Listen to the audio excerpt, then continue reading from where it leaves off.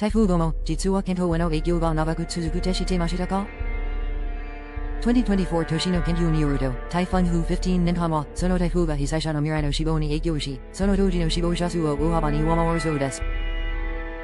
この驚くべき研究結果は、災害の隠れた影響に注目しています。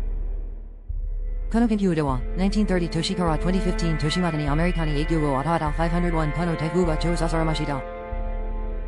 研究者たちは、台風が直撃した直後だけでなく、数年後の健康リスクにも影響を与えると予想しました。台風による家計の圧迫、医療費の負担が、後に病気や早期の死を引き起こす原因になるかもしれないと指摘します。台風の被害が長期にわたり影響を及ぼすことが明らかになりました。今後の災害対策や健康管理において新たな視点が必要です。この隠れたリスクを認識することが、私たちの健康を守る第一歩かもしれません。